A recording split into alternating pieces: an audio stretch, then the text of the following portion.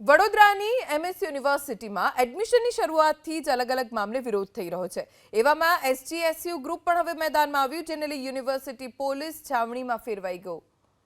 યુનિવર્સિટીની હેડ ઓફિસ અને વીસીના બંગલામાં પોલીસનો લોખંડી બંદોબસ્ત ગોઠવવામાં આવ્યો છે।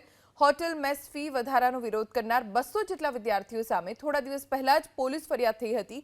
ફરિયાદ પાછી ખેંચવાની અને વીસી હટાવવાની માંગ વિદ્યાર્થી નેતાઓ કરી રહ્યા છે। એસજીએસયુના નેતા પંકજ જયસ્વાલ વિદ્યાર્થીઓ પાસેથી 2000 રૂપિયા એકત્ર કરી વીસીને અર્પણ કરશે।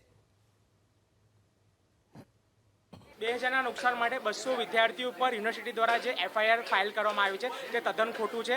જ્યારે યુનિવર્સિટીના વાઇસ ચાન્સલરનું પગાર લાખો રૂપિયામાં હોય અને 2000 રૂપિયાનું નુકસાન એ સહન ના કરી શકતા હોય તો આ જ વિદ્યાર્થીઓ જે મધ્યમ વર્ગથી આવે છે હોસ્ટેલમાં રહેવા માટે, તે લોકો જે 24,000 રૂપિયાની જે રકમ છે તે કઈ રીતે સહન કરી શકે। અને આજે 200 વિદ્યાર્થીઓ પર રાયોટિંગનો કેસ કરવામાં આવ્યો છે। અમારી અપીલ છે કે વહેલી તકે પાછી ખેંચવામાં આવે અને આ તમે જોઈ રહ્યા છો ગુલ્લકમાં અમે એમએસ યુનિવર્સિટીના વિદ્યાર્થીઓ પાસેથી એક રૂપિયો અમે કોન્ટ્રીબ્યુશનમાં લઈ રહ્યા છે અને આ જે પૈસા છે અમે યુનિવર્સિટીના જે 2000 રૂપિયા નુકસાન થયા છે એ એમને પરત કરીશું અને જે 200 વિદ્યાર્થીઓ પર કેસ થયો છે એ પાછો અમે ખેંચવા કહીએ।